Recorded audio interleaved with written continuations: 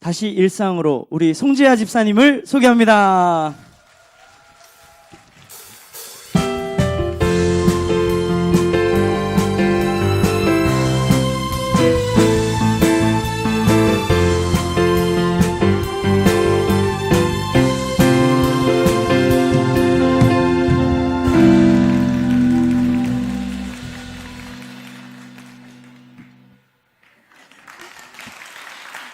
안녕하십니까, 송지아 집사입니다.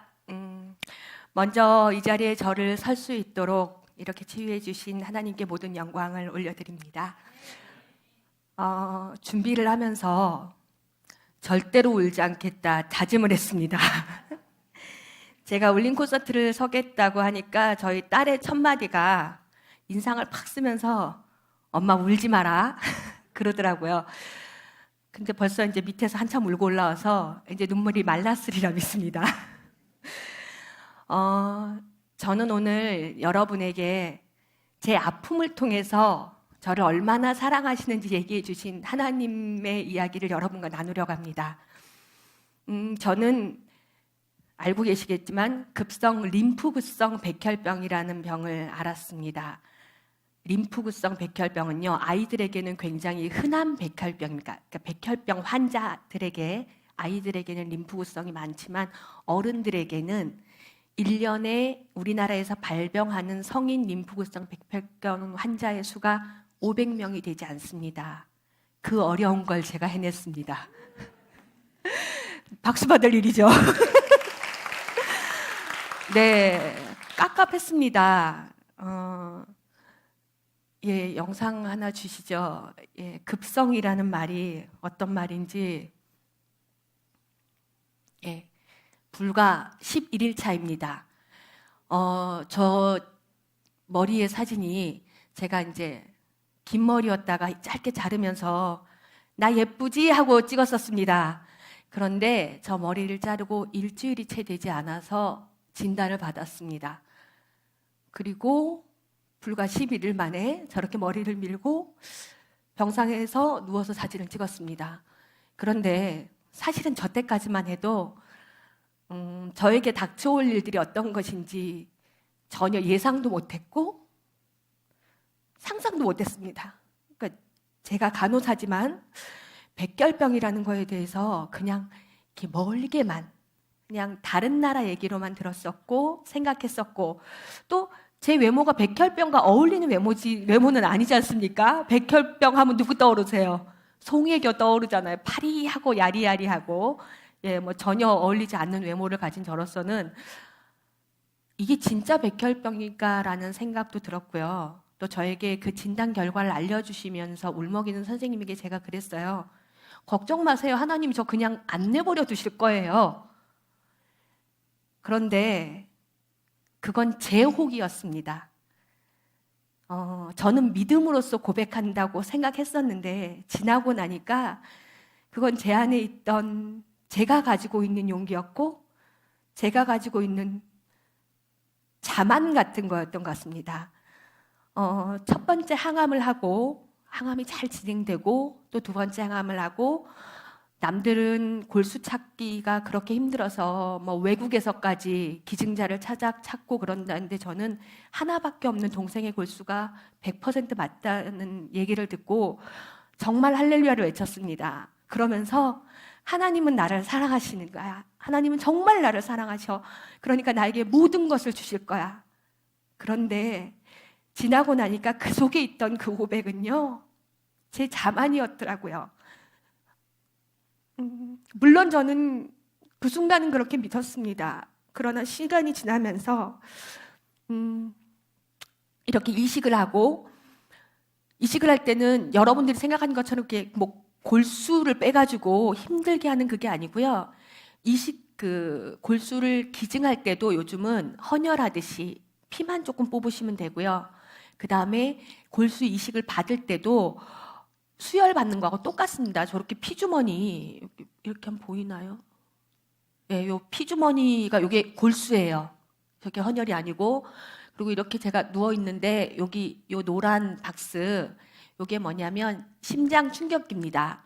이게 골수가 들어오면 내 몸의 외부에서 다른 사람의 골수가 들어오기 때문에 일시적으로 심장 정지라든가 응급 상황이 발생할 수 있기 때문에 저렇게 이제 심장 충격기를 넣고 한 15분에서 30분 정도 수혈을 받는 것으로 골수 이식은 끝납니다. 그러나 이제 그 시기가 문제가 아니라 그 골수 이식을 받고부터 그 골수가 나에게 자리를 잡고 나의 모든 세포들을 정상으로 만들 때까지는 정말로 제가 여태까지 경험해 보지 못했던 고통들이 저를 찾아왔었습니다. 그런데 그 시기도 무사히 잘 넘기고 이제 집으로 돌아와서 이제 나는 정말 좋아졌어. 이제 낫는 것만 남은 거야 라고 자만하고 있을 때 이식하고 불과 6개월이 지나지 않아서 재발이 왔습니다. 예, 이렇게 더벅머리로 재발이 왔다는 소식을 듣고 병원에 들어가서 다시 머리를 밀고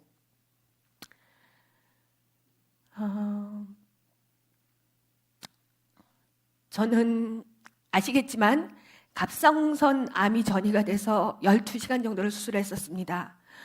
그리고 그 갑상선 암이 국가에서 보장해주는 5년이 끝나자마자 8월에 5년이 끝나고 그해 10월에 다시 백혈병 진단을 받았습니다.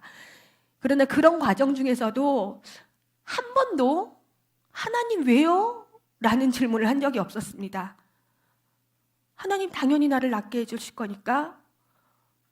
그런데 재발을 한 순간 저도 모르게 하나님 왜요?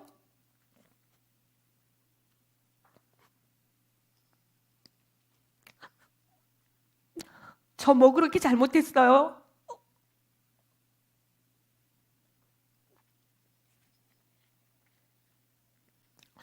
하나님 나 사랑 안 하세요? 그렇게 묻고 말았습니다.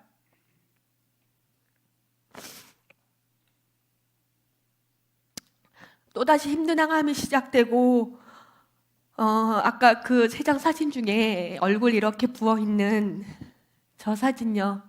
저 얼굴 퉁퉁 부어있는 이제 항암을 하고 온몸의 세포가 죽으면 이제 몸의 작은 그 세균까지 제 몸을 공격을 해서 염증을 일으켜요. 그래서 저희들 몸에는 정상적인 세균들이 많거든요. 우리 몸에 도움이 되는 세균들. 근데 그 세균들까지 저를 공격해서 염증을 일으키고 그 염증이 치료되지 않으면 이제 죽는 것밖에는 다른 방법이 없는 그런 상황이 돼서 이 얼굴 붓는 것도 침샘에서 염증이 생겨서 그냥 자고 나면 저만큼 부어 있는 거예요. 저런 상태가 되면 이제 침도 삼키질 못하고 고개를 제대로 돌리지도 못하고 이제 저기서 만약에 회복이 되지 않으면 저 자리가 썩어 들어가면서 죽음에 이를 수 있는 저런 과정을 겪으면서 하루는 하나님이 저에게 그렇게 말씀하시더라고요. 저희 의료팀에서 사진을 한 장 보내줬었는데 그 사진을 보고 있는데 하나님이 그러세요. 봐, 너 아니어도 많아. 내일 할 사람 아주 많거든.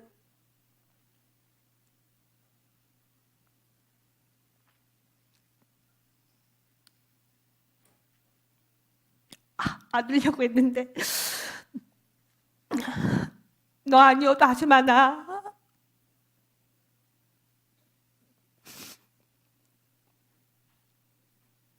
그때 알았습니다. 제가 그동안 열심히 하나님 일이라고 하면서 오로지 하나님만 영광 받으세요. 그러면서 했던 일들이 어쩌면 그 하나님 이름 옆에서 같이 빛나는 제 이름을 위해서 했던 것은 아닌가. 정말 그 안에 내가 했던 그 모든 것들 안에 내가 살아계신 하나님을 믿고 살아계신 하나님만을 위해서 행했던가 많이 부끄러웠습니다. 항상 기도해 우리는 이렇게 기도하잖아요. 주님 뜻대로 하시옵소서. 그런데 제가 가만 생각하니까 주님 뜻대로 하시옵소서. 가로 열고 내가 바라는 대로. 주님 원대로 하시옵소서. 가로 열고 나의 원대로. 늘 그것이 우리를 잡고 있었던 것은 아닌지, 아마 저는 그것에 사로잡혀 있었던 것일지도 모릅니다. 내가 바라는 것이 하나님이 바라는 것일 거라는 그런 착각과 교만으로 하나님을 나에게 맞추려고 했던 것은 아닌지, 두 번째 항암을 겪으면서 하나님의 그 말씀을 듣고 저는 다시 하나님 앞에 결심했습니다.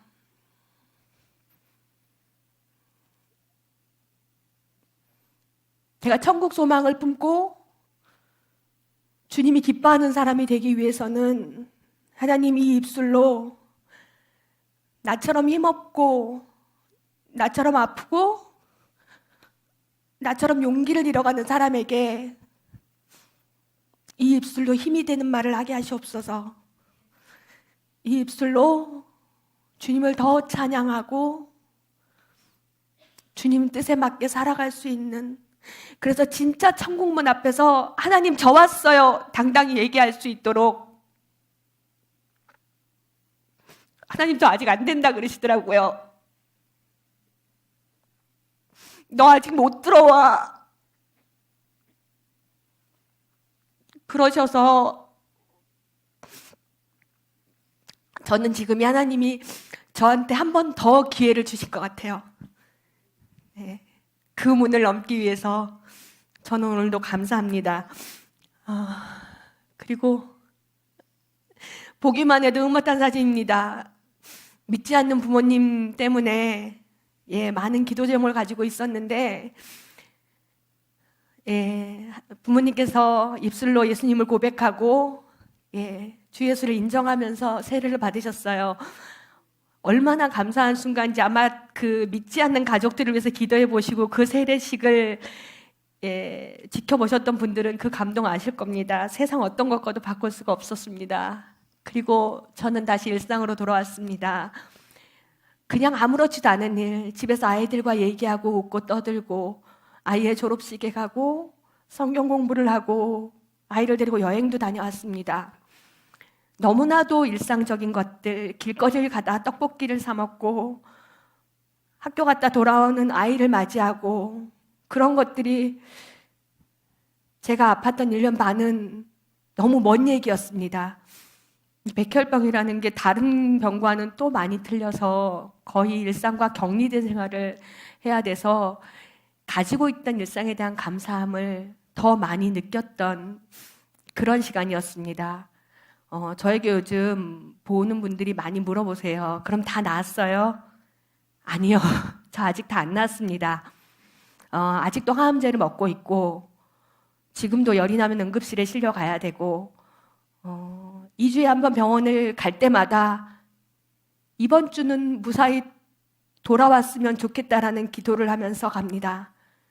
항암제 때문에 손톱이 다 찢어지고 벗겨져서 이렇게 저기 앞에 저기 성경일 또 이거 이름표 뜯으려고 하는데 못 듣겠더라고요. 손톱이 없어서. 그렇지만 저는 너무너무 행복합니다. 이 시간이 행복하고 오늘 하루가 행복하고 여러분들을 바라볼 수 있는 눈의 건강을 주셔서 행복하고 두 다리로 서 있을 수 있어서 행복합니다. 여러분들이 갖고 계시는 수많은 어려움들, 저보다 더 많은 어려움을 겪고 계신 분도 틀림없이 있을 거예요. 그렇지만 그 어려움 속에서도 나를 위해 일하시고 계시는 하나님이 늘 나와 함께 하신다는 사실을 저도 기억하고 여러분도 기억하셨으면 좋겠습니다. 마지막으로 골수기증을 좀 부탁드릴게요. 골수기증은요, 여러분 어렵지 않습니다. 아까 말씀드렸지만 피를 한 3cc 정도만 빼시면 돼요. 그리고 돈 들어가는 것도 아니고요.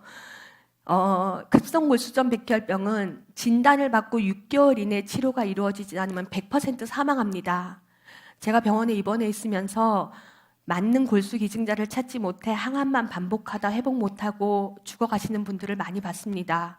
외국에서도 찾지 못하고요. 그런데 우리나라는 특히나 뭐 이렇게 남에게 내 신체의 일부를 준다거나 하는 것들을 좀 두려워하시기 때문에 안 하시는데 누구나 하실 수 있으니까 한번 좀 관심 가져주시기 부탁드리고요. 제가 병원에 있을 때 저희 여전도의 식구들이 찾아와서 함께 기도하면서 이런 얘기를 했었습니다. 우리 다 나으면 꼭 같이 성경 공부하고 찬양하고 그렇게 주님께 영광 돌리자. 그래서 오늘 제가 이 발표를 한다는 얘기를 듣고 저희 여전도의 식구들이 함께 찬양을 준비했습니다. 비록 서툴고 그렇지만 그 준비한 마음들은 정말 하나님께 영광 돌리고 감사함으로 준비했으니까요. 예, 재밌게 봐주시고 함께 즐겨주시기 바랍니다. 감사합니다.